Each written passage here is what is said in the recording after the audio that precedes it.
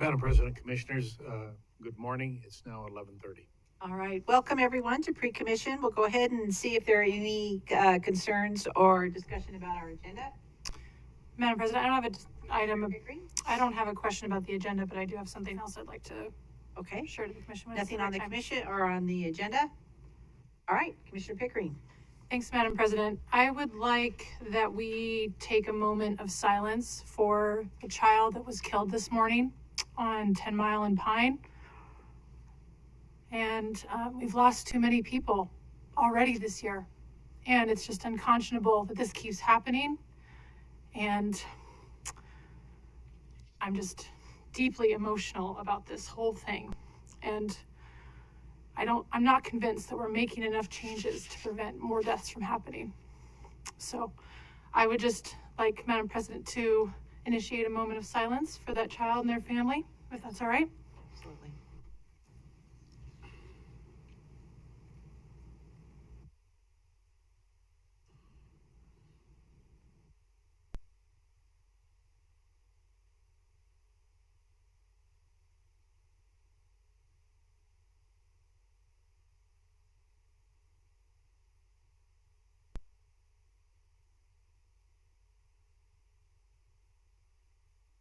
All right, thank you. And our hearts and prayers certainly do go out to the family. So,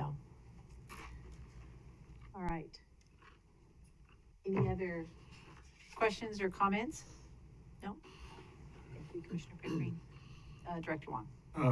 Thank you. Commissioners, good morning. In front of you, you have two sheets of information. The first one is the closeout impact fee report for FY22. And you'll note that the Meridian had most of the activity in Ada County for the year. The second one is the first report for FY23. So it's just for your review. Commissioners, as we are now closing the books on FY22 and beginning operations that supports FY23's multifaceted and tiered plans, projects, development, technical services, maintenance, and staff obligations and aspirations. Today, I would like to share my operational strategic intent for FY23 with the five of you. As you all know, ACHD was founded on a different way of looking at things during a time when Ada County was facing limited resources, declining infrastructure, and aggressive competition for inconsistent funding. These different ways of looking at things compelled Ada County and the legislature to rapidly transform Ada County roadway operations, which ACHD continues to accomplish at key inflection points in its 51-year history. As in the past and for FY23, we must make sure we are doing everything possible to use what we have to the most efficient and effective manner possible while always looking forward and not in the rearview mirror. This challenge is not new, and we have done this before. What is new is the complexity and challenges that the current and forecast economic, growth, and political environments that are now facing our plans, projects, development and technical services, maintenance and staff operations, making this a far greater hill to climb than we have witnessed in the past. Operationally, we do not have the luxury to assume that ACHD has everlasting dominant capabilities and protocols, and we must be willing to consistently reframe our thinking for our processes, technology, concepts, and collaboration within and throughout to meet the operational challenges we face in the future. If we don't understand this or get this right, if we fail to adopt to new innovations, strategies, and concepts, we risk not supporting or achieving our commitments to Ada County and the legislature because good enough today will fail tomorrow. As such, Commissioners, my operational strategic intent and mantra for 23 is simple: accelerate innovation or lose. Commissioners, your staff has already taken a few steps toward this construct with our monthly division minor initiatives, innovations in recruiting and retention, and our pursuit for rebranding. However, we are now ready to take bigger steps. Underscoring this vision are four major areas of focus that I have already shared with all of our deputy directors. The first major focus is leadership and command and control. Simply put, ACHD leaders must clearly spell out their objectives for their teams and then get the hell out of the way. In essence, it simply means to give intent and then empower. Governments have difficulty doing this, as it sounds simple, but it takes real courage. As we go forward, we must make sure that we include everybody's opinion and listen, because as time has proven, you are not the smartest person in the room, and someone in that room has got a better idea than you do. Distributed decision-making that empowers individual team members to make decisions on their own requires trust and must be directed down the chain of command, starting with me. The second major focus is to continue to transform operations. We are off to a great start, as highlighted by our maintenance team's composite chip seal strategies and the FY23 snow operations concept, as these must serve as the foundation for all ACHG divisions to look at how we continue to innovate to not only meet requirements, but exceed them. We must be more adaptive in how we execute all ACHG operations by being more flexible and less narrow in our team members' scopes of operations. Multi-capable ACHG team members is not a checkmark, but a mindset. We must look at all bureaucratic hurdles that hold back the idea of multi-capable team members from accomplishing tasks outside their core specialties, which then creates a more flexible and agile ACHD. The third major focus area in our mindset is our mindset on innovation itself and how we perceive our cultural reliance on cautious approaches to new ideas. We must be willing to forgive mistakes made in pursuit of true innovation as we push through failure until finding success.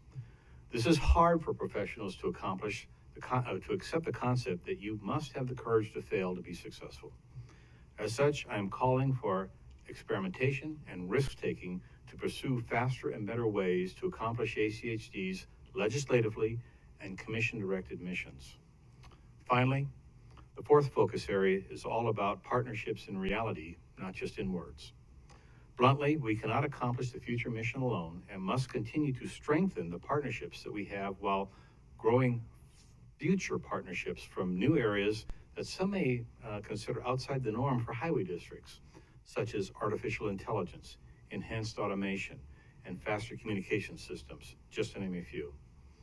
Commissioners, these four areas are foundational to accelerate innovation or lose, and are open ideas which have no set rules of engagement nor immediate solutions. As such, I've asked the deputy directors to consider and provide 3 major initiatives in line with this strategic intent that we will move forward in FY23. As always, I will keep you fully posted on forward progress. Commissioner May, as you recall, you asked us to come back in the first week of November to update the Commission on the 5th and 6th Street proposed conversion project. You do remember that, right? So do I. I would like to provide the progress report now. Since the joint meeting on this project, ACHD, CCDC, ITD, Boise, and Kittleson staffs have successfully held 2 multi-staff coordination meetings to ensure that all concerns were placed on the table in the same format at the same time with all participants in attendance. This was successfully accomplished. Moreover, the meetings were very effective in providing CCDC the coordinated opportunity to develop, which they have, a proposed scope of work for Kittleson that fully incorporates all partner agencies' comments and inputs.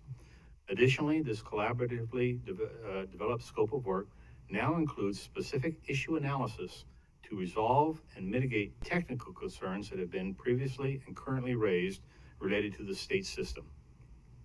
Commissioners, your ACHD staff is fully engaged with CCDC to successfully develop a proposed interagency agreement for the design phase of this important project that will clearly outline roles and responsibilities to include a robust public engagement strategy and, as important, provide a proposed cost-share framework.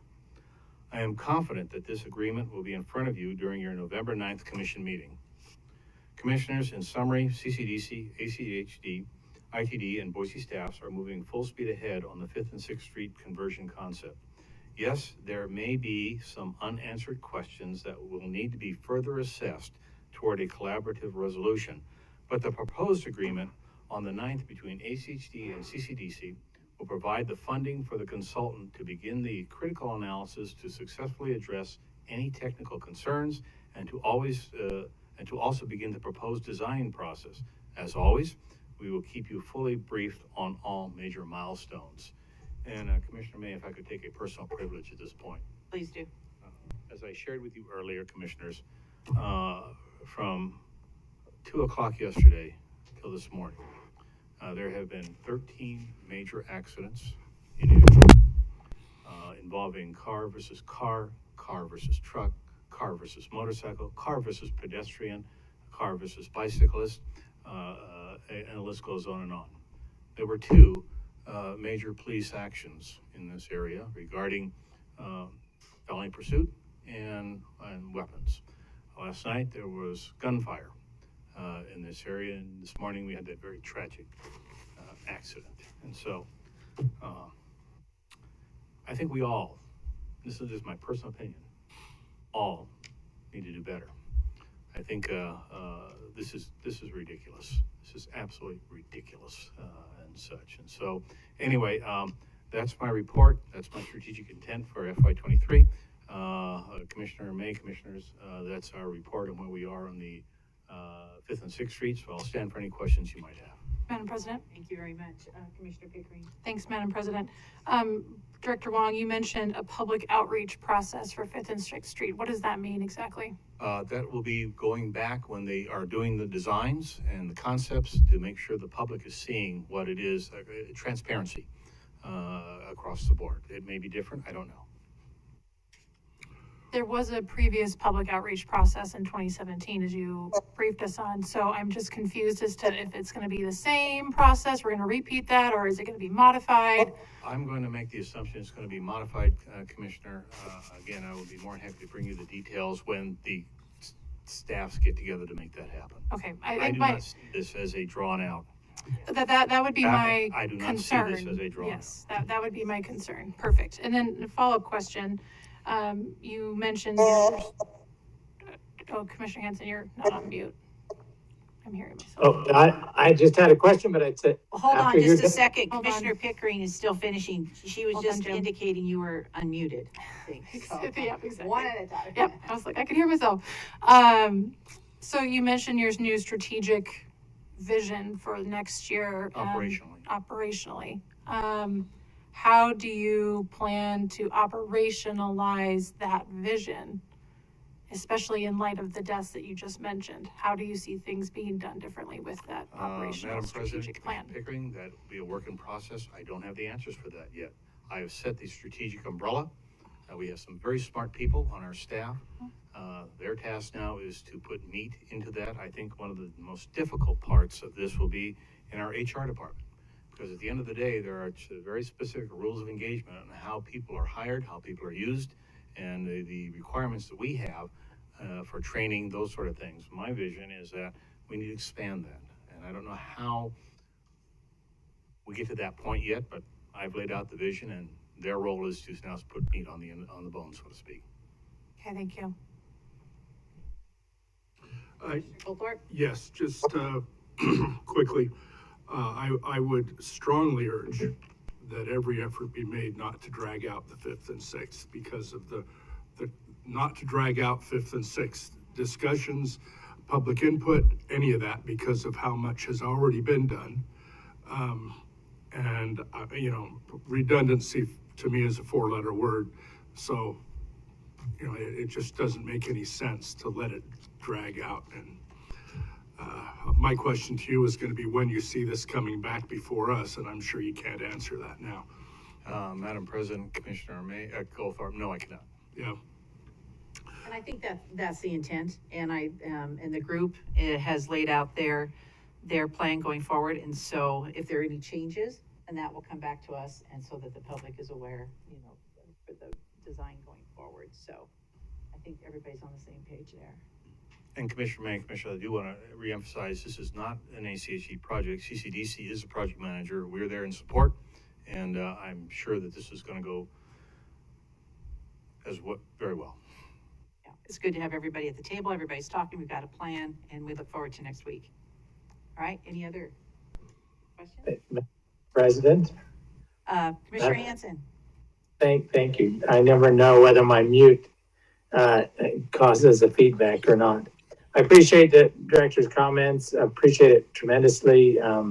The acknowledgement of the incredible innovation and talent of our staff and the opportunity for them to move forward with ideas and concepts that they're familiar with, and figuring out risks and balancing those with experiments. I think the ability and the green light we gave on Rose Hill and on some of the projects we'll hear about today are some good examples of that. And I really appreciate those comments. The other is I do want to appreciate and shout out and acknowledge that yes, we will go through, unfortunately, periods of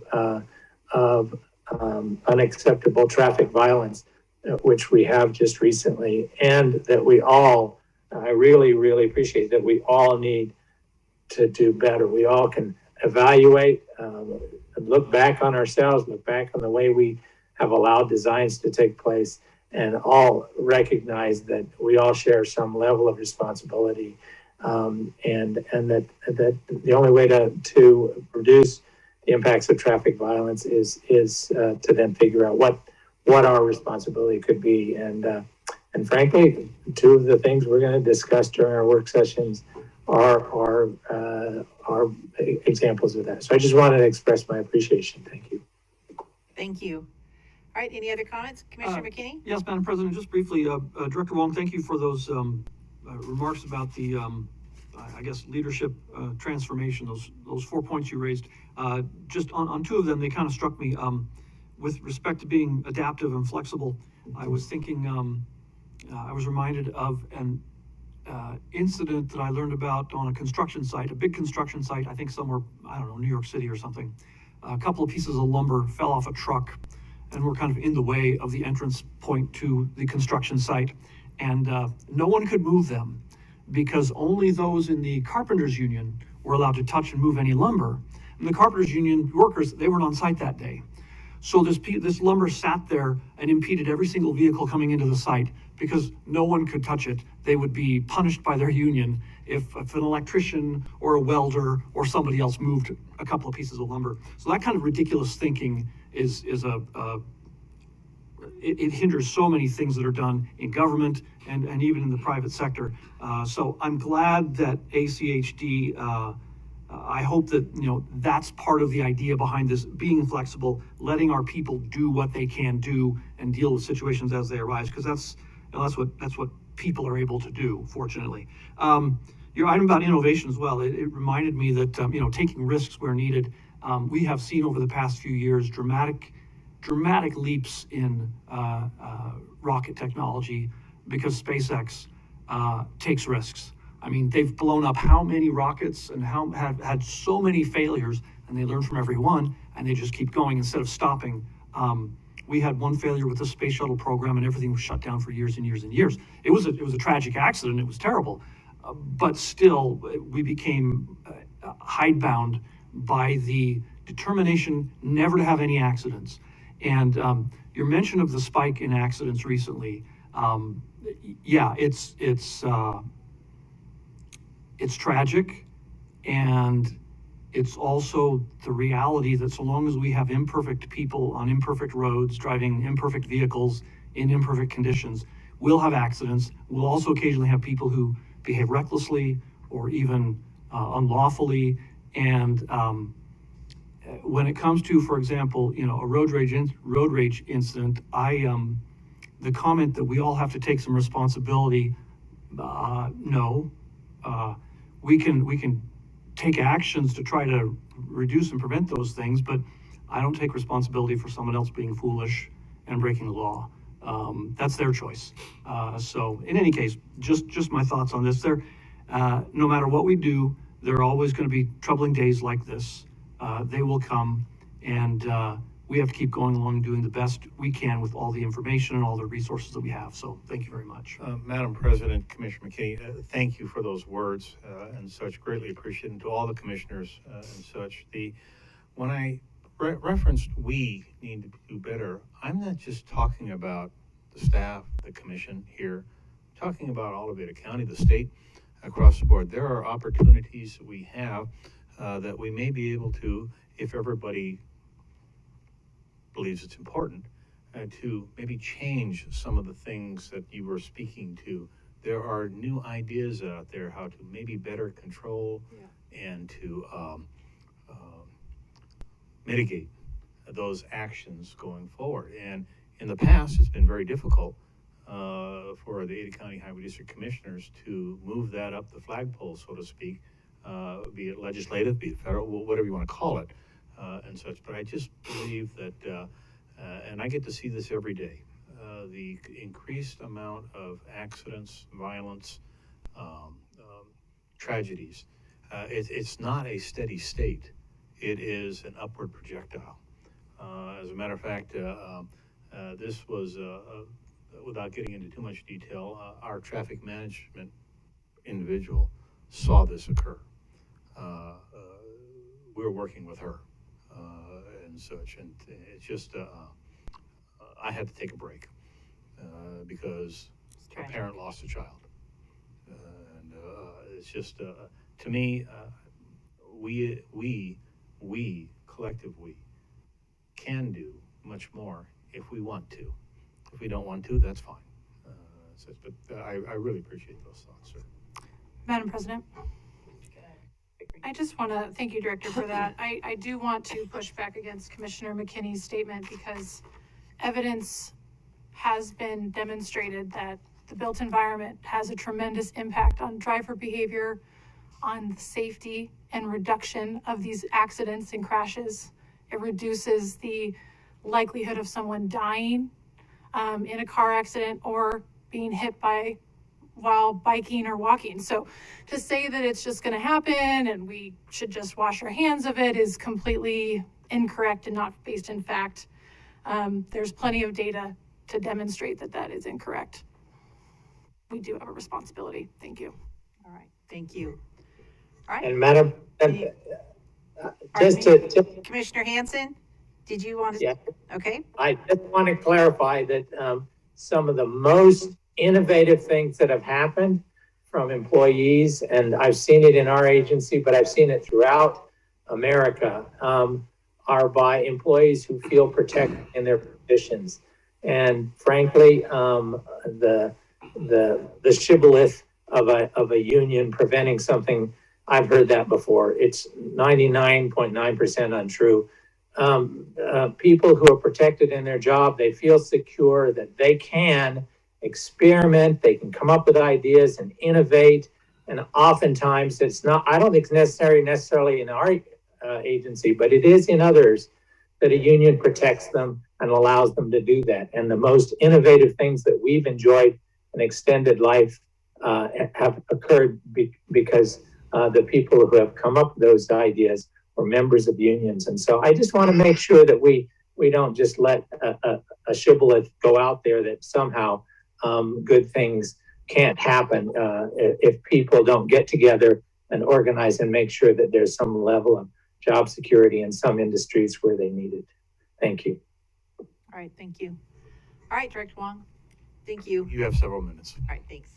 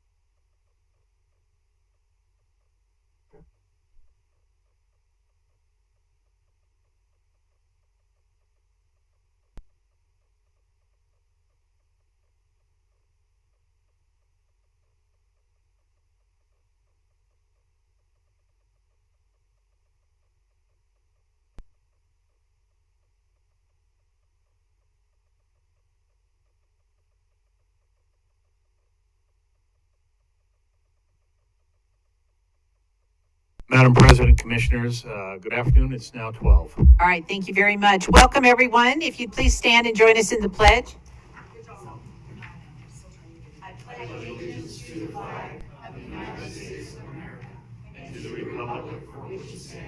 One nation, under God, indivisible, with liberty and justice for all. All right, thank you very much. First item, Commissioners, adopt agenda. Second. All right, all in favor? Aye. Aye. Aye. Motion passes. Consent agenda. Items on the consent agenda are considered to be routine and will be enacted by one motion.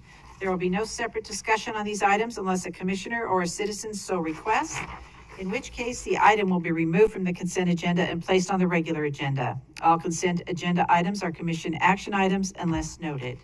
Madam President, Motion? I move that we approve the consent agenda. Second. All right, all in favor? Aye. Aye. All right, motion passes. That takes us down to our regular agenda. We have no action items on that today, so we'll move right down to public communications. Ms. Spencer, is there anyone here that would like to address the commission? Yes, we have Miss Marissa Keith on Zoom. All right. Welcome, Marissa. Hi. Hi there. You. Just go ahead and state your name and address, please. Marissa Keith, 3279 South Cloverdale Road, Boise. Okay. And I just wanted to, I know that on your work session, you're going to be talking about the Targee Bikeway, and I just wanted to thank Edison for coming to meet with our neighborhood association. We really appreciate when agencies reach out and are proactive like that, and it was great having him at our meeting, even though we had to do it by Zoom. It was still great having him there. I also wanted just to let the commission know that I've been looking over the proposed plan quite a bit the last couple days, and there are some things that I think our NA will send in for comments, just mostly around traffic calming, increasing traffic calming on some of the roads that are identified. I used to live in the Thousand Springs neighborhood, which is west of Eagle Road, and I know there's EasyJet is one of those streets that residents have complained for a long time about speeders going down there. And there's a few others as well. And then one thing, when you get to this section, the part that goes between 5 Mile and Maple Grove through that mile block, there is an alternate route that's much easier to follow. It's the one that I bike when I bike that direction, but it would require probably some additional crossings on 5 Mile and some revisions to how the bike lanes are there. So I just want to let you know, I'll be sending those comments in. But thank you to ACHD for looking into this, and anything that we can do to get people over to that side of the city, keeping off the arterials is really the goal, because it's not pleasant to ride the arterials for sure. So that's all I have. Thank you. Okay, thank you, Marissa. We appreciate that, and we'll look forward to your comments coming in. Thank you. Anyone else, Stacy? I do not have anybody on Zoom. Is there anyone? No? All right, seeing none, we are adjourned. And that takes us right into our work session for today. And we're going to start with Mr. Bautista on the Hollandale-Targee Neighborhood Improvement Concept Study. This is information only with an update. So welcome. We're seeing a lot of you lately. Yes, Commissioner. Welcome. Thank you. And I'll wait for until we got the presentation pulled up. That would be helpful. Yes. There you go. Good afternoon, Commission. My name is Edison Bautista, ACAC Senior Transportation Planner. And for today's meeting, staff would like to provide an update on the Hollandale-Targee Neighborhood Improvement Project. This meeting is an information briefing only, so no decisions required from the Commission at this time. Staff will be back in front of the Commission on December 7th for adoption consideration. The Hollandale-Targee Bikeway was first identified as part of the 2018 Roadways to Bikeway Master Plan Addendum. This route it will be the first bikeway implemented in the Southwest Boise South Meridian area, taking advantage of the local network currently present in this throughout the road network, connecting Locust Grove Road on the west side to Entertainment Avenue in the east.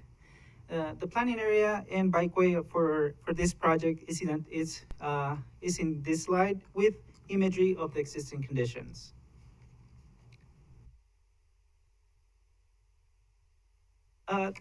As part of this project, staff identified several goals and objectives, including the identification and recommendation of bicycle and pedestrian improvements that will provide low-stress experience and that also would provide alternative route to those major roadways like Overland and Victory. Also, identify and recommend intersection and crossing improvements that increase connectivity, accessibility, and safety. Evaluate existing infrastructure to comply with current standards and identify needs for upgrade to American with Disability Act standards. And overall, continued implementation of the Ada County bicycle network and the low-stress bicycle network. As part of this project, we conducted two outreach efforts. One being the stakeholder meetings. We met with the Southwest Ada County Alliance and the South Cole Neighborhood Association, as well as invited the City of Boise and Meridian to be part of the project team meetings for this project. And then we had one public involvement meeting between April 28 and May 12. Both efforts' purpose was to create awareness of this bikeway and also identify any areas of concerns to finally identify bicycle, pedestrian, and crossing improvements that would align with the neighborhood's vision and provide that alternative route to those major roadways. As part of the public involvement, we received a total of 121 comments with 114 map comments and 7 email comments. Some of the comments included the desire of the public to continue to emphasize the existing pathway network along the Ridge-bound canal as part of this bikeway. Improved crossing opportunity at major intersections like 5 Mile and K-Bar T, and Locust Grove and Time Zone Drive. Additionally, we heard speeding concerns along streets like EasyJet Drive, K-Bar T, Countryman Drive, and Cananera Way, just to mention a few. Madam President, thank you. Commissioner Pickering. Ensign, before you move on to the slide, I just have a question about your graph there. Was that with the different buckets of improvements, was that a select any or just select one type of, was this in the survey? Can you tell me more about that table? Yes, during the public involvement, President and Commissioner Pickering, as part of this public involvement, we, as part of the interactive map, we had an interactive comment map with the 4 options, which were bicycle improvement needed, pedestrian improvement needed, crossing improvement, and other, where the public had the opportunity of selecting which point in location they want to provide their comment. So they would select one of the 4 categories that we had, and then we had a survey where they would be able to provide general comments and additional information. Well, thank you for that. It's just it can be confusing to folks when they have to just pick one, when there can be multiple issues with a point on that map. To clarify, they weren't restricted to one comment. Okay. They were allowed to provide multiple. So that's the reason that we have 91 survey responses. So 91 persons participate with 114 comments overall. So there were several members of the public were able to select several locations if needed. Sorry, clarification here. So if they selected an intersection, for example, right? And you mentioned just a couple seconds ago that they had to select an improvement needed, but then they could also provide comment. Is that correct? Yes. My question and kind of issue with that is, I believe that they should be able to select as many issues without having to provide a comment. Does that make sense? Yes, correct. Okay. And sorry if I wasn't clear. They were able to do that. Oh, okay, so it wasn't just a one and they could select all or something? Correct. Okay, perfect, thank you. That's great, Edison, thank you.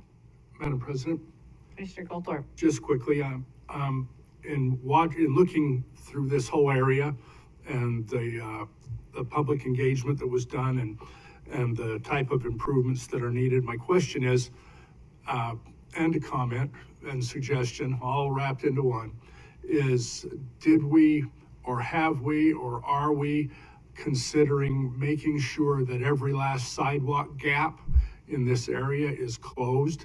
This is very close to the areas that we've already done some extensive work with sidewalk gaps and seen some wonderful improvements in kids on their bikes and on their, pedestrians and their moms not having to take them to school and everything.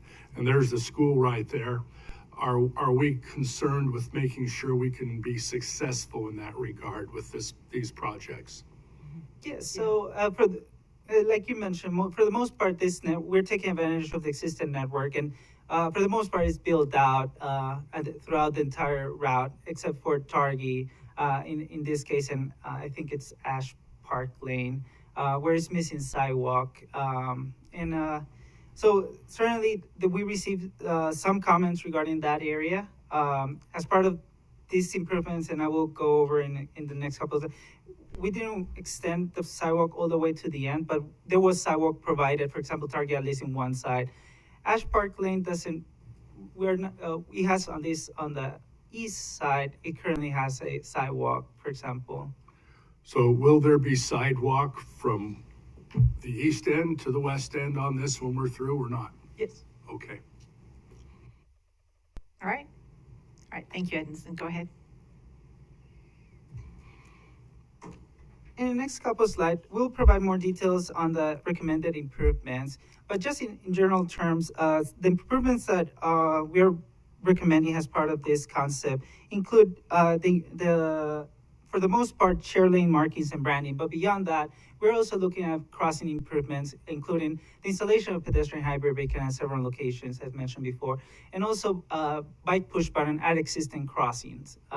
We also identified, based on has a direct response to the public, areas that would that with the desire of enhancing bicycle facilities, identify buffer bike lanes at specific segment, as well as traffic calming elements at different locations throughout the entirety of the route, as well as a rate crossing at Pepper Ridge Elementary and filling sidewalk gaps.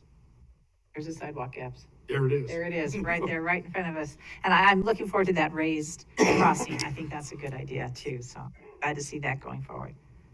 And in this slide, we wanted to present the entirety of the segment, starting from on map 1, where we go from Locust Grove to Cloverdale, and Cloverdale to Entertainment in map 2. And starting with that section of Locust Grove to east of Cloverdale Road, at the very start, we're recommending a enhanced crossing improvement at Locust Grove and Time Zone Drive. This is in direct request of the public and the city who were concerned regarding that crossing there. Then moving to the east, we continue the segment through pavement markings and signage. Since due to the waviness on the route, we want to make sure that the cyclists and users are able to are aware of what the route is, as well as emphasizing that pathway along the ridge-bound canal. Then entering to the Eagle Road intersection and EasyJet Drive, where we have a existing signal. We're recommending bike push buttons at that crossing to provide that facility to cyclists that are on street to be able to press the button and activate that crossing. Then we have EasyJet Drive, where we heard from the public the need of seeing more in that area. And based on that, our recommendation is the installation of buffer bike lanes, and that's along that stretch, as well as some speed humps to reduce some of the speeding concerns that we heard from the community. Then continuing east, we'll continue implementing that pavement marking and signage. And on the bottom right, we show that branding that ACHD has been implemented throughout the older low stress network, and that we continue to implement throughout Ada County. Oh, sorry. And finally, enter into Cloverdale and Cananero Way, where we currently have a PHB, but recognizing that here in the Cloverdale Roadway project is coming in this FY 2026 and currently on design, it will be improved to make sure that the bikeway connects at that point and provide that low stress crossing at that connection. And finally, the raised crosswalk in front of Pepper Ridge Elementary School. Madam President, Commissioner Goldthorpe? in this particular area around the elementary school, within, say, a mile, are we going to be relying exclusively on sidewalks and protected mechanisms or facilities for the kids and others to walk and ride on, or are we going to be using any shared lane markings? I hope not. We looked at this area and based on the current, so we're somewhat constrained with the existing condition. Right now, the roadway for the most part throughout the entire bikeway is a 2-lane roadway with parking. So certainly that we would stay within that to not impact on-street parking for adjacent residents. So it would be somewhat challenging to implement beyond that without impacting the parking needs of the residents along those stretches. Okay. Well, I'm thinking that if we do that around the school, we're going to fail in our goal to get kids to walk and ride to school because their parents won't let them. We'll go back and revisit this area to make sure that we can do proper treatments around the elementary school. Thank you.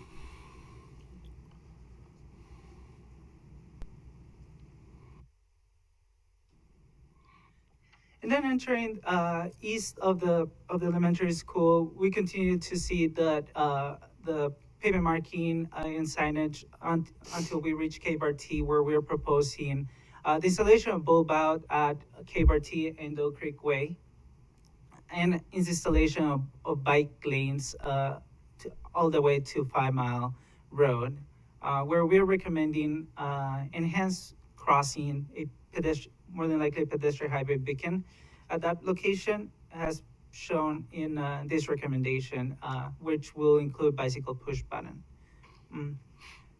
Then traveling east, it would continue with that emphasis of signage, making sure that the public is aware of the direction of the bicycle route, and adding, in addition, the installation of bulb out at Countryman Drive and Gold King Way, where we heard the need of traffic calming elements along that stretch of Countryman Drive.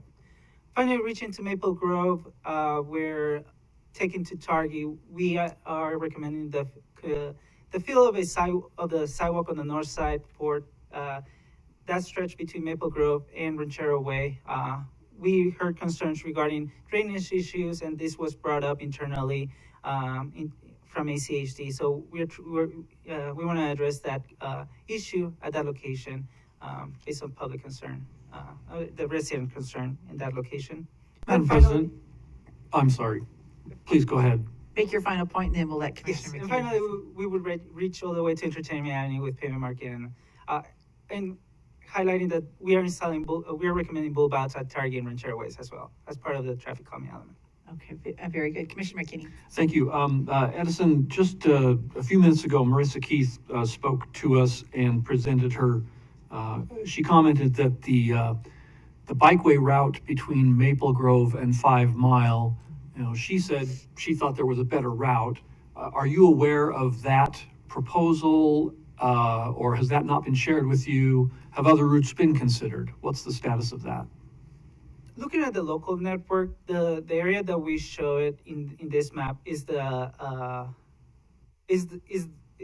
connection, road connection in that area. If there's pathways or other elements that are outside ACHD jurisdiction, certainly I will have to look at it. But we would, from our point of view, we would prefer to keep it at a road network, simply because On path, we have heard before from the cities the concern that some pathways are not, for example, at night, they're not illuminated. So it will be hard for them to, for cyclists or users to follow those routes, while the roadway would be a better route. So we could complement it, and I will take a look back to see what that route at between 5 Mile and Maple Grove is, and see what we can do to signal it, to sign it and direct people there. But at this moment, this is from the local network, that's the route that people can take to connect 5 Mile to Maple Grove from what we are aware of.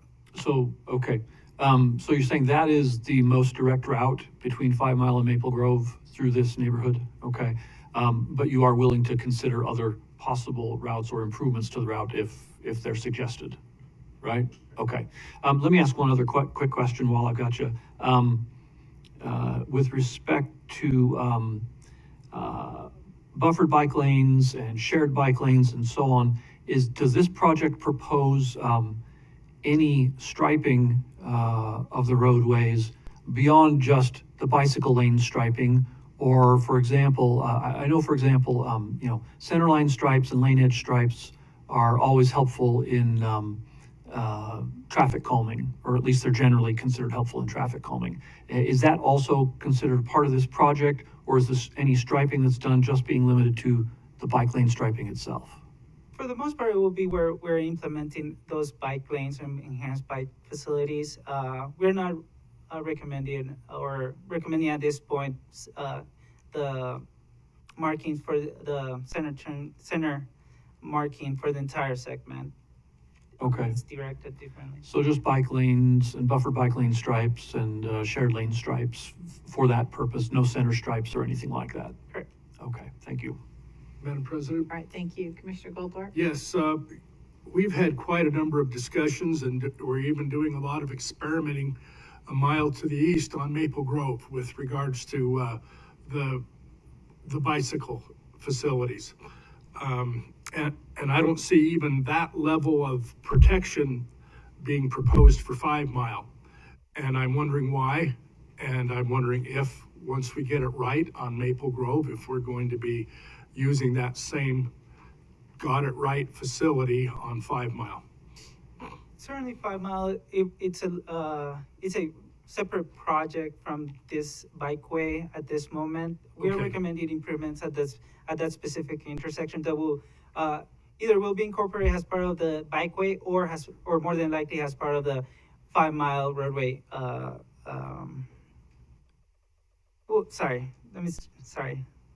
It will be incorporated as part of this project, just that at this moment, there's no decision regarding what the 5 Mile roadway improvement, enhanced bicycle improvement will look like.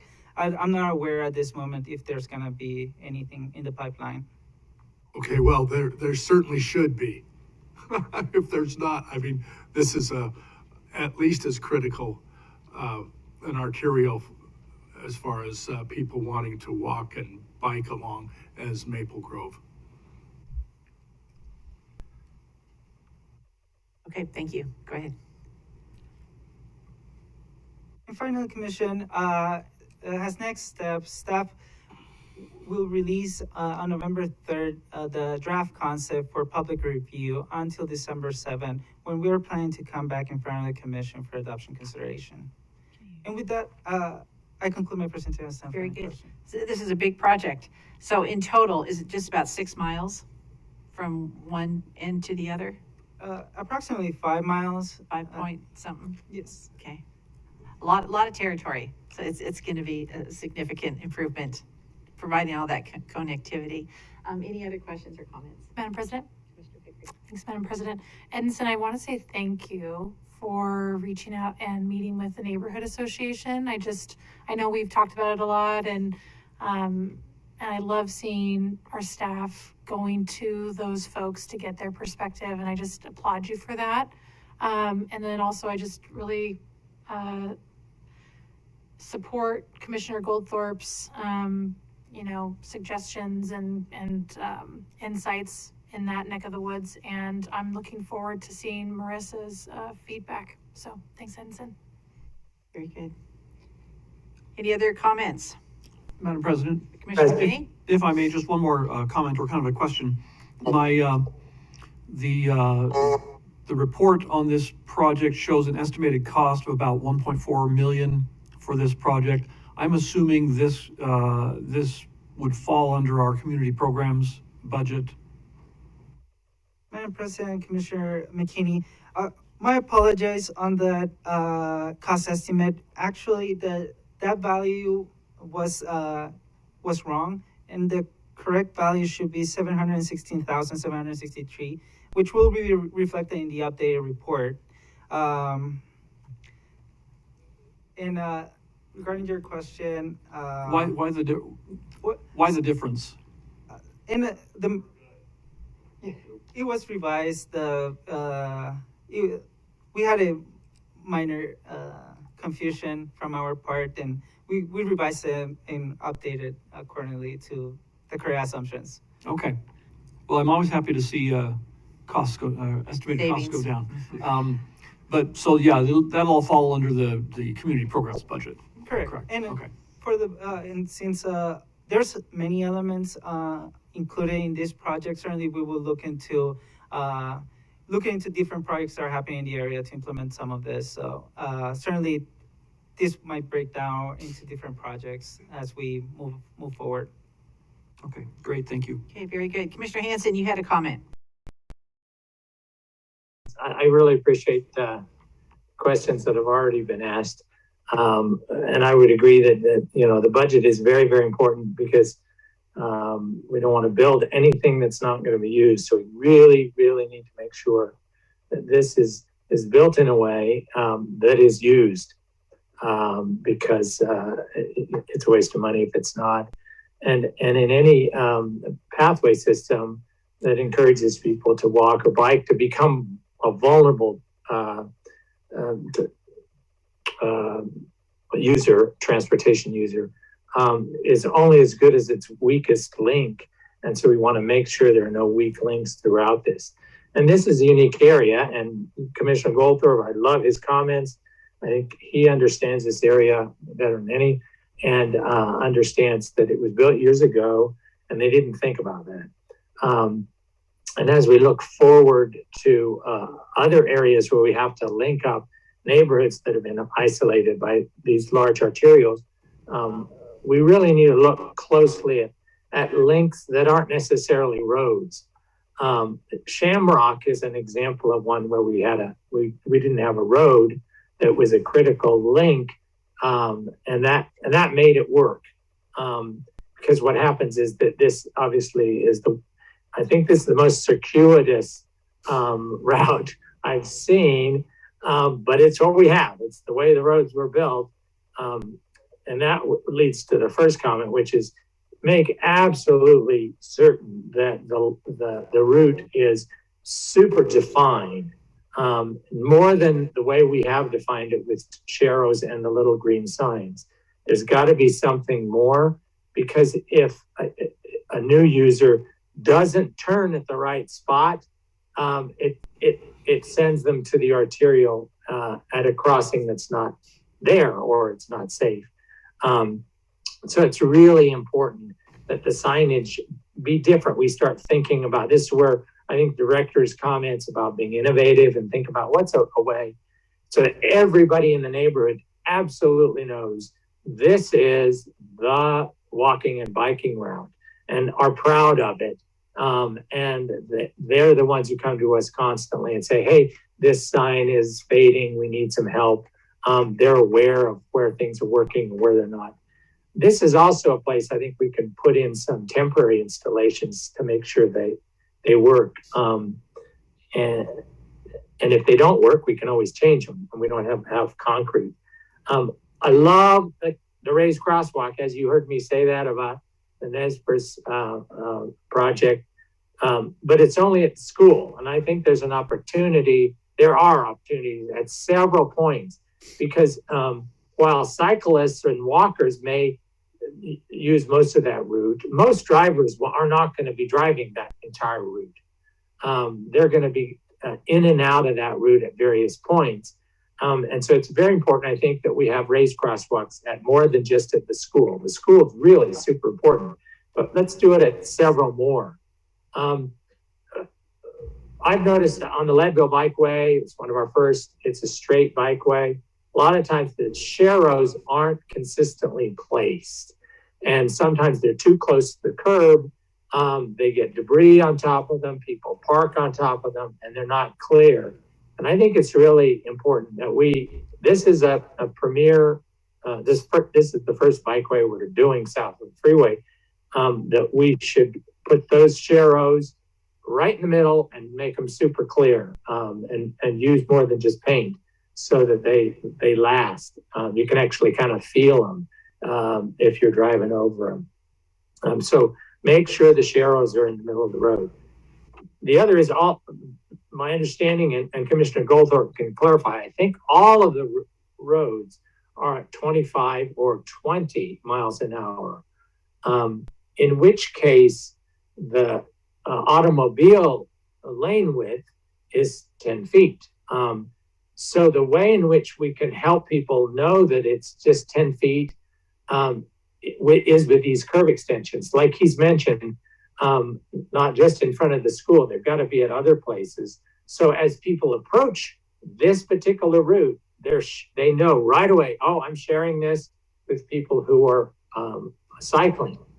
If it doesn't feel safe, and the public comments, reading through the public comments, they said there is speeding on the Targee sections, there's speeding on EasyJet, and there's speeding on a couple others.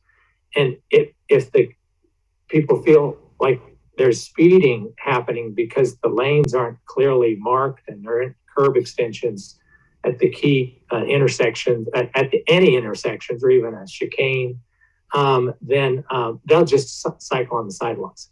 So we build a sidewalk for people to walk on, and then the kids feel that's the only safe place to cycle. And that's not the intent of a bikeway. A bikeway is in order to have cycling safely in the roadway and then walking on the sidewalk. So I would encourage the installation of curb extensions in as many places as possible, mostly just to define the width of the road so people stay at, wherever they enter, that they stay at the 20, 25, whatever the exact speed limit is.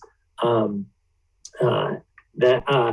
place that I'm most familiar with, probably not too surprising, is the area just east of Maple Grove at Targee. And we did have actually quite a bit of testimony when there was a new facility being built over west of the Costco, and concern about people cutting through. And so we did not provide access to cut through on Targee. But in the process, we learned a lot about Targee being a very, a street, an old street, wide, and people just zip down it. And sure enough, the comments on this, as I read through, a lot of them, in fact, the dots on your map show a lot of those comments are on that segment of Targee. So here's a spot, and I know you've got a curb extension at one place. I would suggest doing it at several places along there. And you're not supposed to park right up next to an intersection anyway. It blocks the view. So curb extensions gives drivers the ability to see people crossing, and it also helps define the width. So I would add several more of the curb extensions, and they could be sort of separated curb extensions if you've got drainage issues, but just something to make sure people don't park right up next to the corner, and that and we don't count on the presence of cars or other vehicles to define the width of the road. Because if there are no cars there, even though there's parking, then it feels like, oh, well, we can, this is a nice wide road. So those would be my comments. And I know when you go back, you'll follow the example you have on the others. And you can ask people in those neighborhoods, hey, here's a trade-off. You said there's some speeding. How about we do some curb extensions here? Maybe you can do some landscaping or whatever. And so you interact with them and help them come up with ideas, because chances are they're going to come up with some really good ideas about helping to make sure people understand this is a neighborhood road with a lot of driveways and access points. So that, again, the key is once we get it all in, and let's try a few temporary things. When we look at it in December, let's put a few things on there that says this is something we think we want to try as a temporary installation. And then go back and constantly ask the neighborhood what to do. Because the goal is, as I agree with Commissioner Kenny, we don't want to spend any money on something that's not going to be used. And this is a first opportunity to put a connected bike system, 5 miles worth, through neighborhoods, by schools, and going to some important sites in those neighborhoods that we want to be used and as close to the level of service one. As it should be level of service one throughout, and a real strong exception. Oh, the one thing I did want to say also on Maple Grove, because it's not aligned and you have to actually travel a little bit on Maple Grove. So far, I haven't seen an example on an arterial that you can provide level of service one protection as you enter and then go down and then cross. We didn't work it out on the Shoshone Bikeway. We still have to fix that where it crosses Overland. So let's figure something out so there's a real solid protection where people enter and cross Maple Grove, because that section of Maple Grove has now been widened to 5 lanes, and except at the peak, people are going pretty fast. It doesn't feel safe to cross. So riding along it during that segment, it would be a design probably that we haven't seen yet in this county, but I know you guys are great at innovating and you can come up with it, and I look forward to seeing that in December. Okay, very good. A lot of good comments. And one of your objectives, you had the enhanced wayfinding signs, so that's already being addressed. Yeah, that's what I thought. All right. Any other comments? No? All right. Edison, thank you very much. Good job. Look forward to seeing you soon. All right, next item, Collister Drive, State Street Hill Road Concept Study, pre-adoption info only update. Welcome, Brooke Green. Hello. I'll give it a moment for the slide to.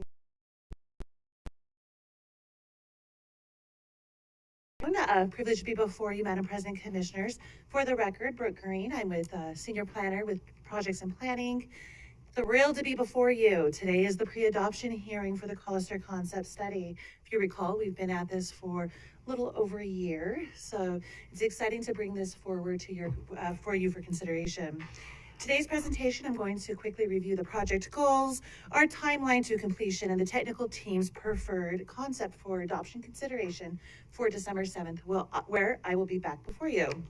But before I go any further, I'd just quickly like to recap the original goals that we started off when this project initiated over a year ago.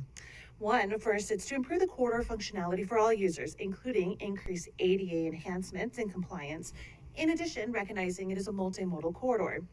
Concept study that supports both the Northwest Neighborhood Bike and Pedestrian Plan, which was adopted, as well as the 2018 Roadways to Bikeways Master Plan update.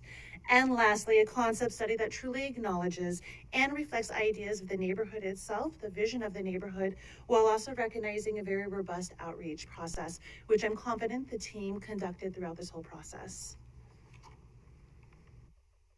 Just to quickly recap the planning area before you, you're going to see the insert there up in the left-hand corner, and you can get a general idea of where this is at in the city of Boise. The planning area is Collister Drive, no further north than Hill Road and no further south than State Street. Several attractors along this corridor, including Collister Elementary School, in addition to the green belt to the south, as well as attractors to the north, which would be your access to the foothills. In addition to that, to the south, over there at Collister, you have got the library and several business attractors.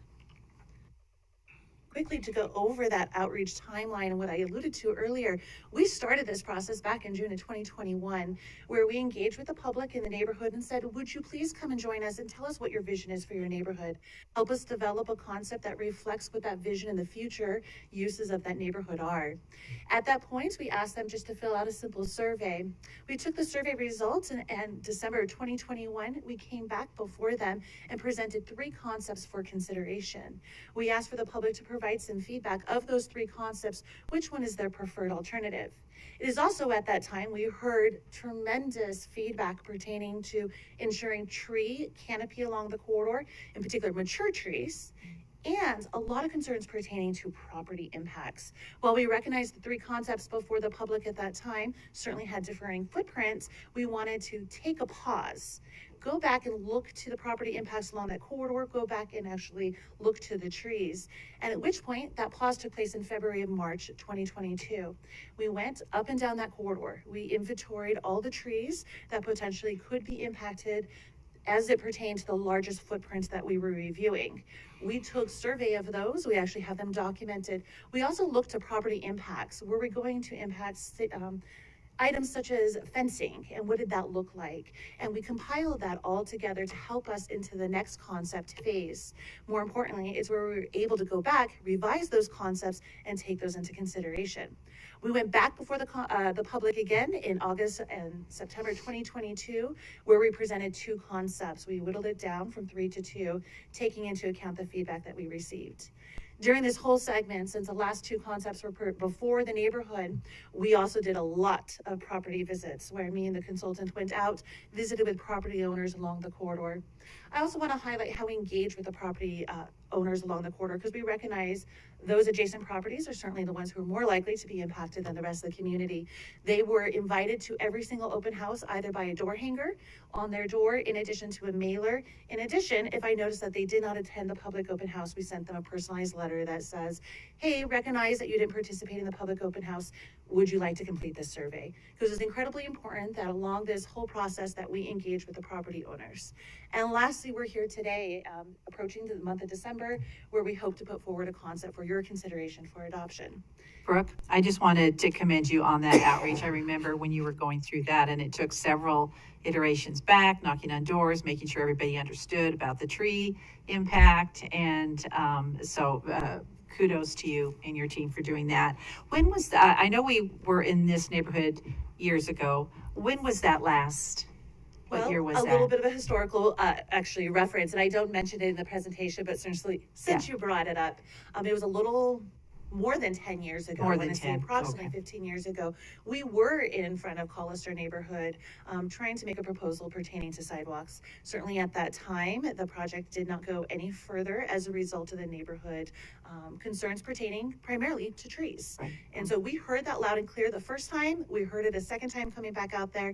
That's why we took a pause and really did a concerted effort to identify all the tree impacts along the corridor. Listened. Yeah, very good. Thank you. In the following slides, I'm just going to quickly update how that timeline actually fell out. I'm going to start with winter 2021. This is that first outreach effort where we took 3 concepts to the public. Each one of those, of course, had a differing footprint and actually differing facility treatments. Starting with concept 1. Concept 1 had a footprint of 51 feet, on-street bike facilities for the southbound riders, and raised bike lanes for the northbound cyclists, including a sidewalk. You're going to see in all 3 of these concepts, we did retain parking on the west side. However, to accommodate the additional facilities, we had to remove parking on the east side. On concept 2, this is actually our smallest footprint at 45 feet. It was a multi-use pathway on one side and only parking on the west. You'll also notice on concept 2, there were no pedestrian facilities on the on the west side. And then concept 3, 51.5 feet, pedestrian facilities on both sides. More importantly, you had a sidewalk on the west side, and on the east side, you had a buffered, protected multi-use pathway. All 3 concepts take the travel lanes width down to 10.5 feet. Concept 1 out of the first public outreach was actually the one not well received. It received the lowest number of public support, and as a result, we removed concept 1 from any further consideration as we move forward. Primarily, it had to do with the concerns about that southbound bicycle lane. Folks didn't necessarily feel it was protected enough. They didn't feel comfortable sending their child out on Collister in that bicycle lane. Their preferred options was to be able to provide a higher level of protection for the cyclists going southbound. Concept 2 and 3, as I mentioned, were taken for further evaluation.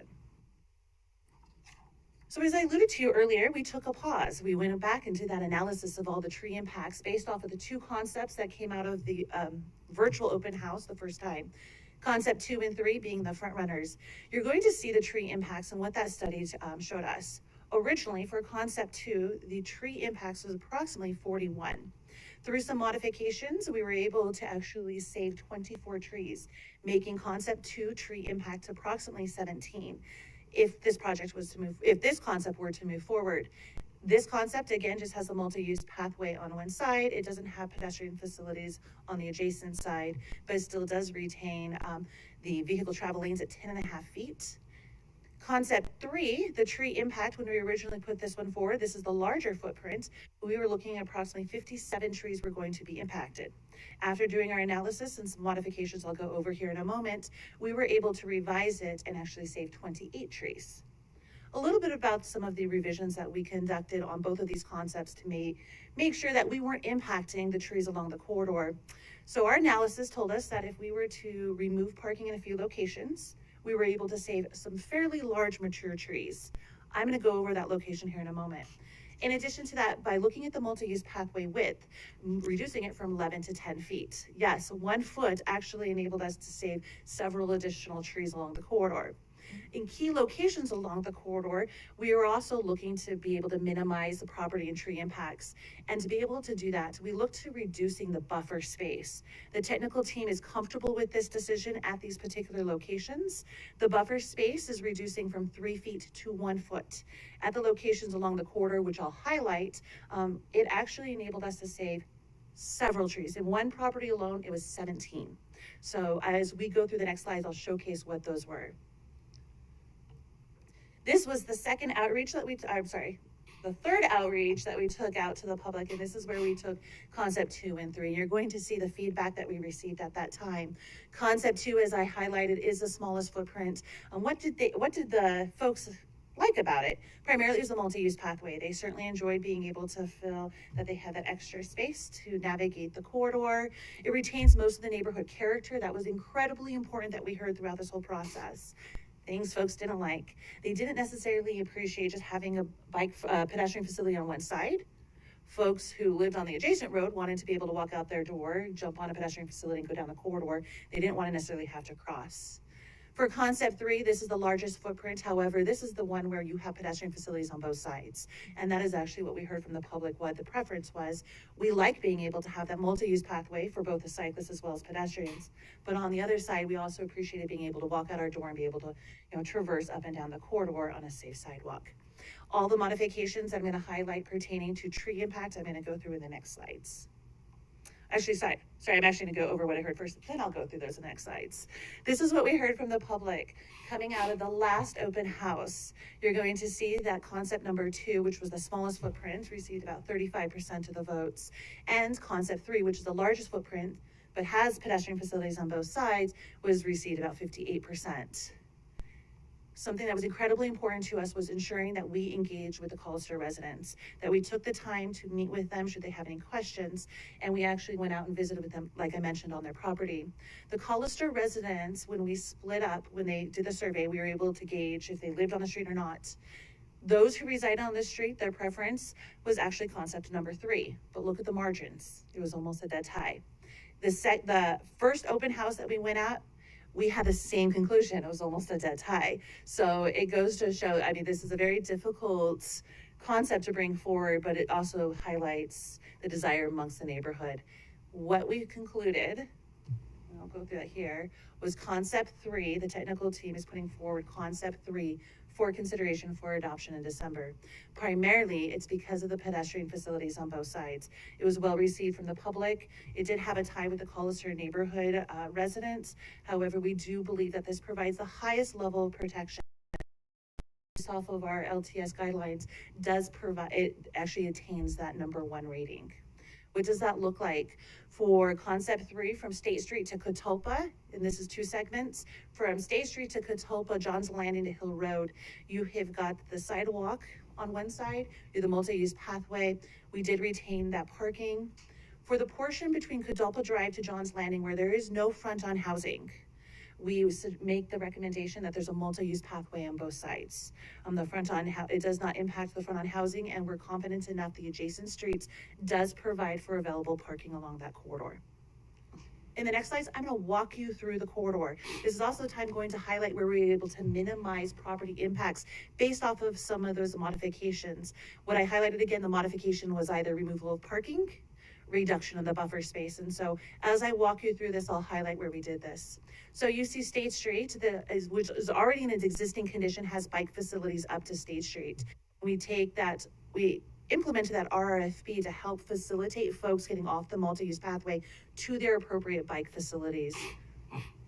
Going north up towards Hill Road, you're going to see that yellow circle. That's the first modification we made along this corridor to reduce property impacts. More importantly, in this case, to reduce the tree maturity impacts that we had.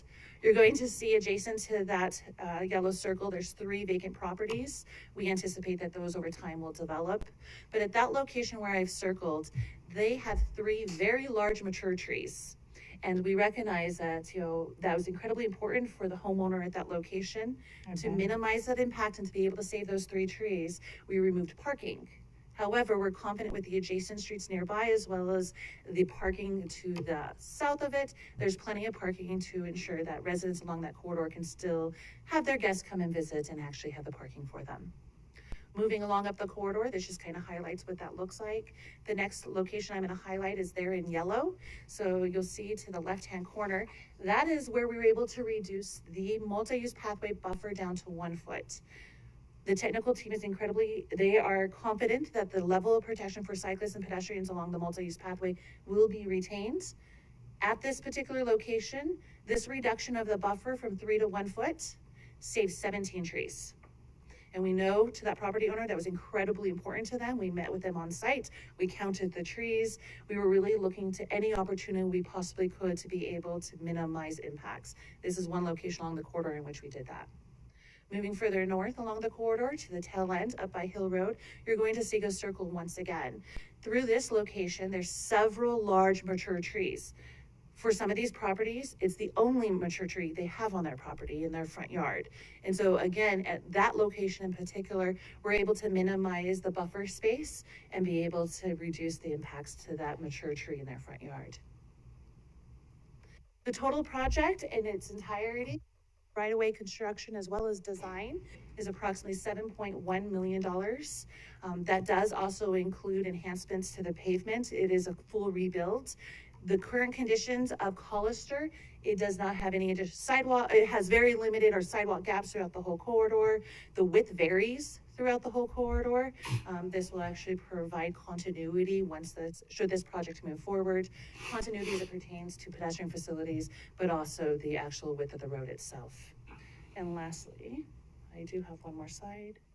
The team, as I highlighted, the team recommends that concept 3 moves forward for your consideration in December. The next steps is we're going to go out for more public comment once again, November 16th through December 7th. Invite the public to come back, provide the additional feedback. Did we get it right? We did a lot of engagement through this process. We recognize that this was an opportunity to seek compromise. The recommendation we put forward is that compromise. It does ensure the protection of pedestrians and cyclists navigating through that space. Will be before you December for consideration for adoption. The team was thrilled to be able to bring this to where it's at today, and it's been quite an enjoyable project to work on. That concludes my presentation. Thank you, Brooke. Again, the outreach really wasn't, I've mentioned that before, it was really extraordinary. So you are to be commended with your team and going back and saving all those trees. I know it was a labor of love. I do have a question. I know it's for a future project, but the intersection improvements here on Collister and Hill, we're having that great connectivity. We're pushing the bikes and the peds down there. So what is the plan then from that point on so that they can get safely and have that connectivity going up north? And then I would have the same question on the other side. And if you don't know now, because I know it's a future project, but on the south side, getting them across and, hopefully on their way over towards the Greenbelt area. Certainly, Madam President, Commissioners, as we're looking to the actual connectivity to that intersection, the only enhancement we're going to make, of course, would be Valley Regional Transit's bus stop at that location and design and considerations.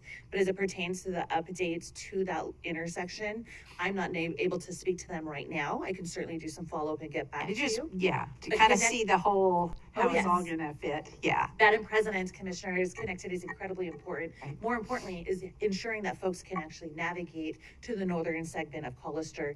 There are some enhancements for pedestrian facilities going north, especially with development at that corner, which is going on right now.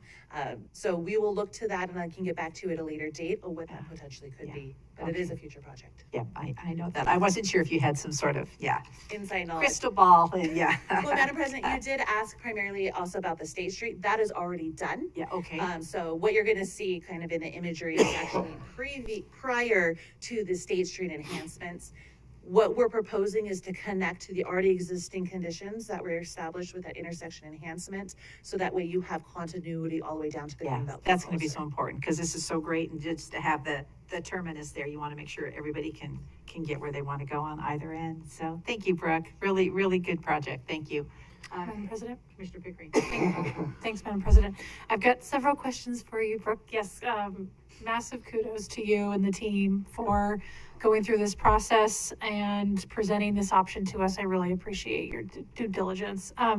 So my first question, and I totally recognize the value of tree canopy and the work to preserve it where we can, but my question is, how did the thought process go with just putting and just selecting concept 3 and having that multi-use path on the west side?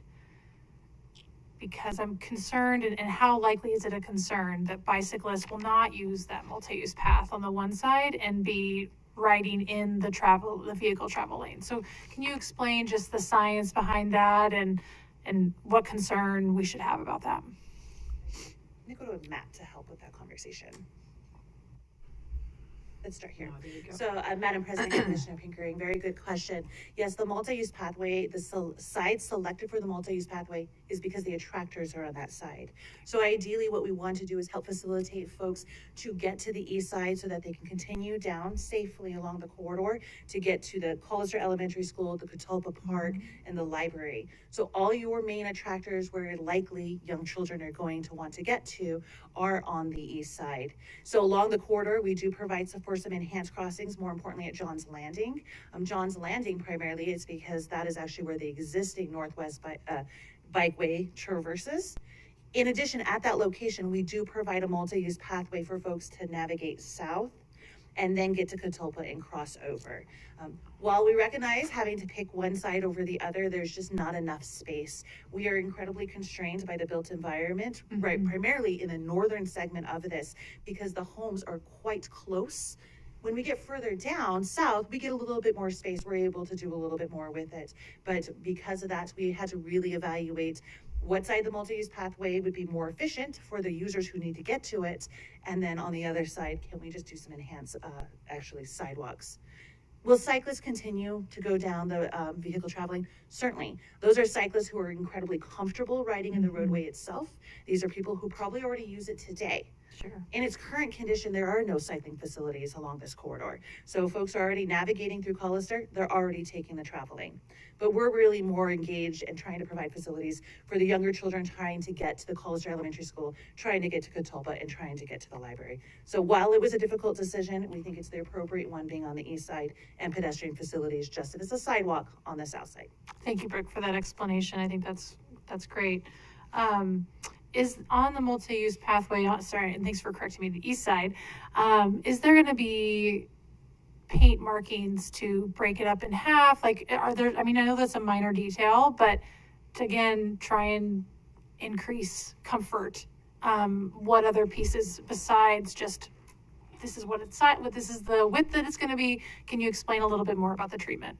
Madam President, Commissioner Pickering, at this level of detail, at this level concept, we haven't gotten to that detail of what those treatment, additional treatments could be. Okay. While that's something we can talk about at design, it's also at design, we're also going to look to that buffer space. What does that look like and how can we enhance it? And those are all elements that we really cannot get into until we know what our footprint's going to look like along the corridor and where we're going to have to make modifications with the buffer itself.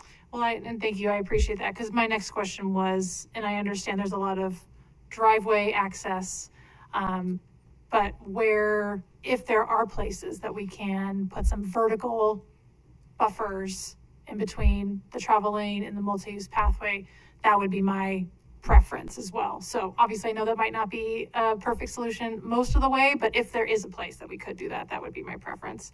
And then just a logistical question, how wide are the vehicle travel lanes and the parking lane? Commissioner May and Commissioner Pickering, it is 10.5 feet for the whole corridor itself. The parking, I'm gonna go back so I can look at I want to say it was 8 feet. So Okay. Taking that into account, we recognize that we could only reduce it so much. Sure. And primarily, this is a Valley Regional Transit bus route. Mm-hmm. And I have stood on that street and I've actually watched the bus navigate while trucks are also trying to come through that corridor. And so it is constrained. 10.5 feet is what our technical team has put forward as a recommendation because of those considerations and being that it is a Valley Regional Transit corridor. Thanks, Brooke. And then last point, I really appreciate you showing us where you're proposing that we would not have parking at that one intersection. And another benefit, I think, to that is, enhanced visibility at that intersection. And certainly, if we've done an assessment of the parking, I feel like that just increases the safety of the corridor all around as well. So thank you for that. Thank you, Madam President. Commissioner Pickering. Commissioner Goldthorpe. I just am really happy. This happens to be one of the corridors that Jim and I have absolutely sat through all the hearings from State Street North. So when you said we'd been doing this since 2021, I was laughing hysterically inside myself because I think I remember starting this one up about 2015. But it's done. It's to the south, which is wonderful. All right, thank you. Any other comments? Commissioner McKinney? Yeah, thank you, Madam President. Just a couple of questions. First of all, you talked about adjusting buffer sizes and so on in order to save trees along the route, and I certainly understand the desire to save mature trees. In those places where you were able to adjust a buffer by 1 or 2 feet to save some large trees, help me understand whether that's simply, the tree was totally in the way of the project, or was it just that it was too near and would be injured? Because of course, one of the major issues, of course, if you have large trees in a construction site, that just the construction itself can kill them if they're too close to it. So by moving it 1.5 feet, instead of being 10 feet from the tree, we're now 12 feet from the tree. Is that what we're talking about? Madam President, Commissioner McKinney, those were actually really good questions because we took that into consideration when we walked the corridor. We took 2 things into account: the diameter of the tree itself, in addition to where the setback was. The city forester did join us for a lot of these conversations, and as we were looking at root impacts. And so while we cannot 100% guarantee once we cut into the road itself, are we going to be able to retain that tree? Certainly that is our goal. But in particular, like take for instance, this one where you've got 17 trees, we like to say we're confident enough that the impacts to it are going to help us maintain those. Can we 100% guarantee it? Absolutely not. In this location, one of the other things we talked about, and in design, a consideration that potentially they could take into account, permeable asphalt is another addition that they could look at as opposed to the other alternative, because they don't have to dig as deep. And so those are things that we're trying to look towards when we get to design to help minimize those impacts. But you're right, the tree roots is really what we were trying to take into consideration, and the tree forester helped us through this whole corridor while we were identifying and doing that inventory. Up here, let's see here, that particular property, and there's one further down, the tree is actually further back in the yard. And so to minimize that tree root impact, we do believe that if we were to reduce it down to that 1 foot buffer, potentially we're not going to hit it. But as you said, there are a lot of things, unknowns, and until we dig, we're really not going to know what the full picture is or how far that root travels. But these are some ideas that we put forward to minimize the impacts the best we can. And when we get to design and we get to that additional more survey work along the corridor, we'll have a better picture of what that looks like. Okay, so basically the long and short of it is we're trying to save trees, but the reality is that in some cases, despite all the things that we're doing, in many places where we think we're saving trees, many of them will die anyway. Commissioner Is that a fair statement? Madam President, Commissioner McKinney, what we're gonna do the best we can to maintain their existing conditions. Right. When we get to design and we do additional survey work, we'll have a better picture of what that's going to look like. Okay. Well, and I have to admit, as I'm sitting here, and I completely understand the desire of property owners to save large trees and our desire to accommodate that, which is fine. I think we also have to sort of counterbalance that with the fact that trees can grow back. And so in some cases, we need to, anyway, just take that into account, that sometimes it may not be worth a large change to do that. Anyway, that's not my major concern. Let me, first of all, how long is this segment of Collister we're talking about? From Hill Road to State Street, how long is it? Madam President, Commissioner McKinney, it's approximately a little over a mile. Just 1 mile. Okay. Because I have to admit, 1 mile, and we're not, I mean, we're not adding lanes, we're not widening it. It's still going to just be 2 lanes like it's always been. We're improving bicycle and pedestrian facilities primarily along a 1 mile segment, and $7 million. I have to admit, that's a hefty pill to swallow, especially when I think in terms of, the other needs all throughout the county, and you could do a lot with $7 million. So that, I have to admit, I choke on that number a little bit. And of course, like the previous project we were looking at, this is also coming out of the community programs budget. Am I correct? Madam President, Commissioner McKinney, to speak to a few of your points, if I may. So this is a little over a mile, but it is, in addition to the pedestrian facilities, it is a complete rebuild of the roadway itself. Right. As I highlighted earlier, it varies in width throughout the whole corridor. So for us to be able to provide facilities and continuity, it is going to require full rebuilds.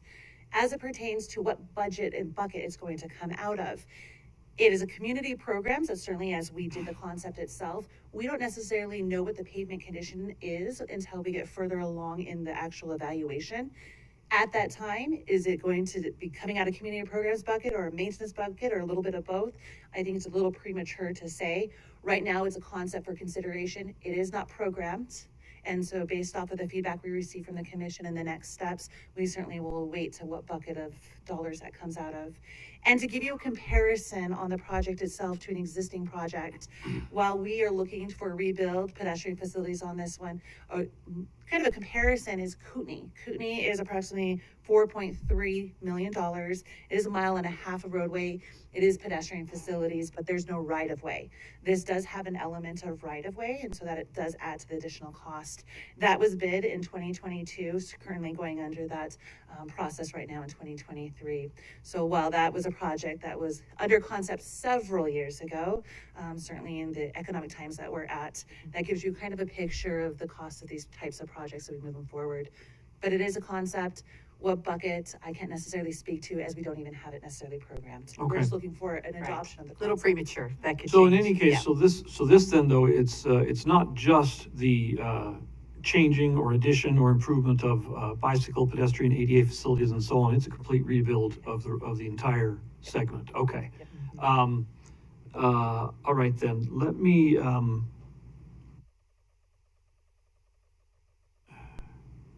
I did have one other question. Now suddenly it has slipped my mind. Let me think. I'm sorry. I lost it. So let's go ahead. Let's move on. It comes back to you. Oh, well, actually, yeah, let's go back a slide. I don't know if it's back or forward. The slide with the numbers on it for the costs. The right-of-way amount. Okay, so right-of-way, we're looking at about 600,000, give or take. Okay. All right. Well, I certainly think it's, wow. Oh, okay. Now I remember what it was I was going to say. I noticed there was one comment from one of the people through the public outreach who said, Collister was intended to be kind of this country lane kind of feel, and now you're turning it into a city street. How do you respond to that? Commissioner, Madam President, Commissioner McKinney, certainly the growth in our community has shifted the paradigm of what our roads in our actual community looks like. We have a neighborhood school, we have several parks, we have several attractors along the corridor.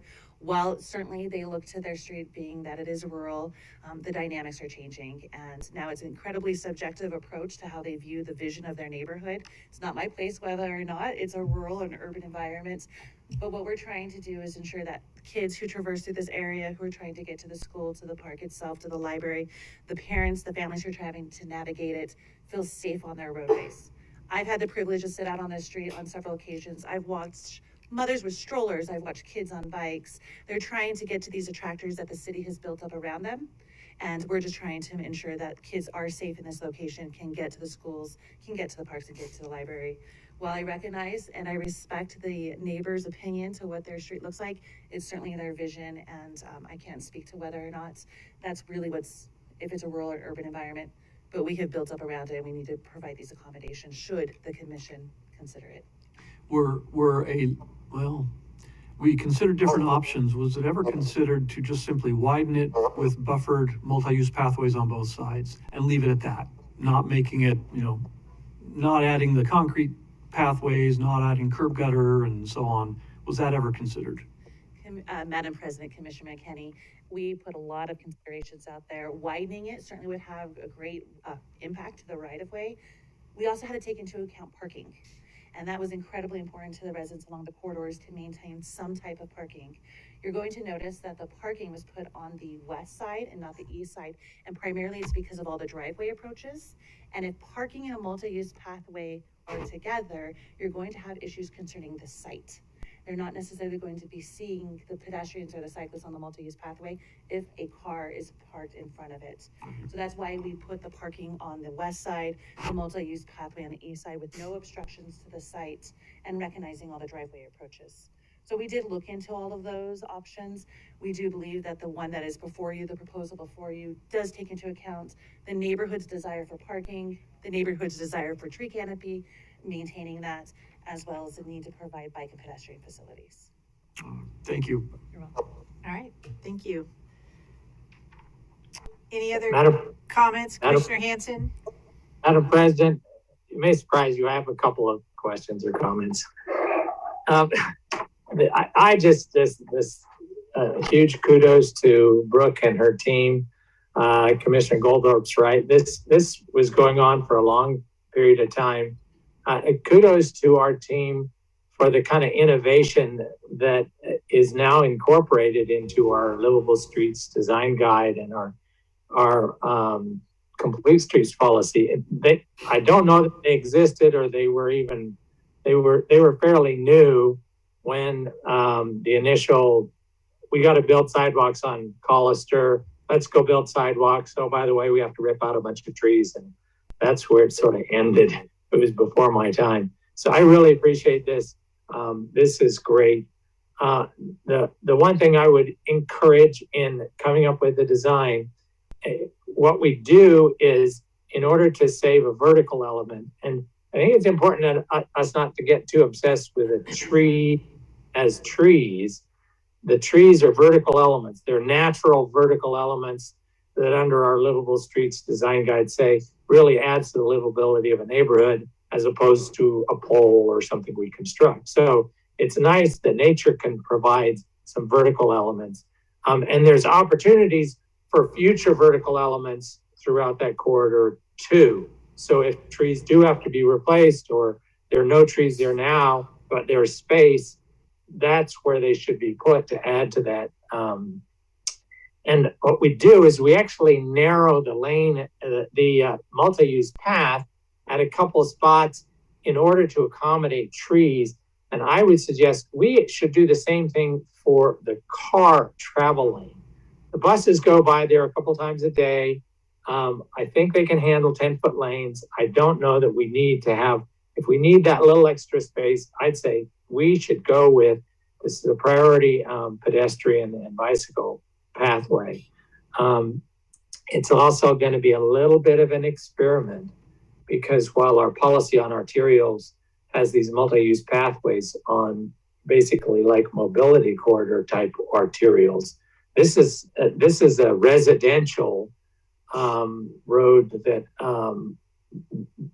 is going to be, so it's going to be crossing, as Brooke, you point out, lots and lots and lots and lots of driveways. So we got to find out how this is going to work. So we're gonna be patient. I take the director's words. I think they were prescient, and because these things called motorized bicycles, the power bikes are going to be using this, and they're going to be crossing driveways and all these different conflict points, just like they do on the Greenbelt. And we might need to figure out ways of making sure that they go slow. So that thinking about that has to be part of the equation. But so I'm really glad we're moving forward with this. Love that you interact with each of the neighbors. I think there's tremendous opportunity before we get to pouring concrete to say, hey, you know what? You have X amount of feet in front of your house. You can park 3 vehicles easily or 2 vehicles easily, and there's still space for a chicane. If we built this chicane, people can see you pulling out of your driveway or can see a pedestrian. Can we put one in here? Maybe then you can put a tree in. I would encourage in those sections where you have just this long segment of parking to add some chicanes to designate out the parking spots so that the lane widths are really clear to the drivers as they're going down and they stick to the speed limit. Because if no one's parking there, then they think it's their space. And then they can easily speed. And again, you don't want a system that because of speeding, people won't use. I really like that there's 2 critical intersections. Here's a great opportunity. And I know it's not precluded in your description, so I'd encourage you to include is the raised intersection at John's Landing and at Catalpa, because both of those are really critical intersections, and it's a critical place where people are going to be crossing over to use the multi-use path. So raised intersections, another reminder to drivers, this is an important pathway. And I know we still have to deal with the connection at the bottom, at the south end, because it is a slope. People tend to drive faster as they're heading south than over at Collister. I assume when we say RFBs, we mean it for bicycles and pedestrians, even though pedestrian signal, we tend to use the pedestrian signal P, and it's actually going to also be right, Brooke. It's going to be at the level so a bicyclist can also trigger it. That's good. And the other thing on the parking is if you do some curb extensions or bulb outs at a couple spots, chicanes, it'll discourage people from putting their RVs out there. Because that's the other thing that just drives me nuts is that people use that as a permanent. Parking is for parking cars. It's not for permanent storage of RVs or really large vehicles. And in those places where because of the location of the trees and you've done some very, very good, drilling down. Okay, we have to narrow the buffer a little bit. And so it's going to be a little narrower buffer.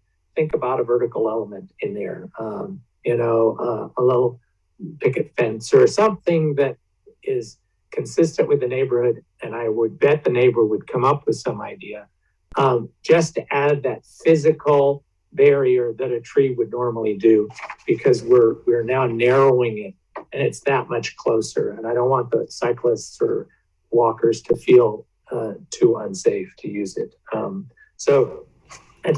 I would just echo the email we got from Mary Beth Nutting right at the top. If there's any way, this goes into Commissioner Goldthorpe's, let's fill in the sidewalk gaps to the schools. That little segment on Hill Road where Collister ends, just to Maplewood, that one little segment, if we could just include the finishing of that sidewalk there, that might help, because the sidewalk continues on the other side of Maplewood, and then you get to Cynthia Mann Elementary School. So that little area, she pointed out, it'd be really nice if, since we're going to have a nice sidewalk, a nice multi-use path, then that one little short block, they have to walk in the street. If we could just somehow include that in the project, I don't think it's going to cost too much. And like you say, the big cost, and I assume some federal money is coming from this, is the rehab of the whole base of the road. We got to dig it up and do it. And I just love that we're doing this now. There's too many roads we've done in the past where we took the federal money, we rehabbed the road, and then we didn't do all the other things to really make it livable. So love this. I just, special points go to you, put a badge of honor on you and your team. Because I know it's also going to mean you're going back to those same neighbors to say, how about this and how about that, and trying some temporary things. So just kudos. It's a great project. I appreciate it. Thank you. Good comments. All right. Any other questions or comments for Brooke? Good job. Looking forward to seeing you in December. Let's get this going. All right. Thank you very much. All right. That's all we have for today. Debbie, did you want to say something? Oh, okay. I just wanted to make sure because okay. It's good to see you. Okay. All right. That's it for today. I saw you. Always good to see you, Debbie. For today.